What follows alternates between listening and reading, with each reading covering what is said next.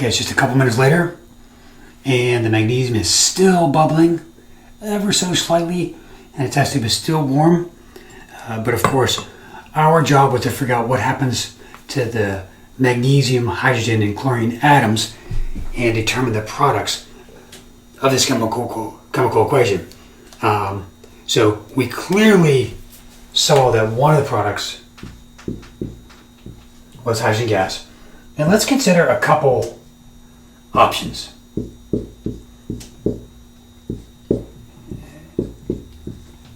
And one other option is this hypothesis right here, where hydrogen and chlorine are by themselves. So that would look like this. Magnesium and chlorine are by themselves. And another possibility is they're not by themselves. In fact, that's the only other possibility if hydrogen gas is one of the products. So this would look like this. Mg bonded with Cl2. So these are our two possibilities. We've narrowed it down to these two possibilities. Now, I think we can rule out this one. And the reason why I think, in fact, I can make an even stronger statement than that. I know we can rule out that one. And the reason why is I'm not dead. Chlorine gas is poisonous. If we were producing chlorine gas, I wouldn't be here right now.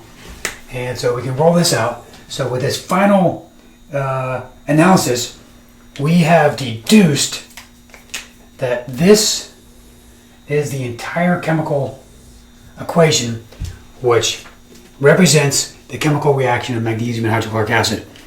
So let me just stop here and remark on how cool or profound this is. Chapter 1, we're able to make quite an impressive statement, a mathematical statement in chemistry, that the number of atoms before a reaction equals the number of atoms after the reaction. Pretty amazing. Here we're even going further. We're not just saying something about the number of atoms. We're saying something about the fate of every single atom. We're mapping the atoms throughout the course of a chemical reaction. So we know that magnesium starts by itself and it ends up with chlorine. We know that hydrogen starts bonded with chlorine but ends up by itself, and chlorine, of course, ends up with magnesium. So this is just a profound thing to be able to say and know after just this one simple experiment. One other thing I want to touch on. Sometimes you'll see chemical equations with an S right there. I'm going to write AQ right there. I'm going to write a little G right there.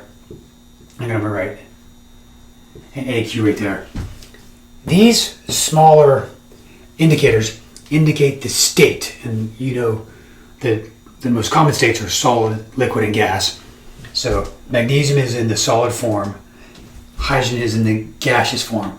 AQ just means it's dissolved in water. So hydrochloric acid is actually a solution, it's dissolved in water. And the magnesium chloride is actually dissolved in the water. It's not a solid, it's not a gas. So this magnesium chloride is dissolved in the water. Of course, if you see something with the parentheses L, that means it's in its liquid state. So just one sort of technical thing about how to write chemical equations. But again, the big, awesome, cool, profound thing here was we have determined the chemical equation of this reaction. Nice.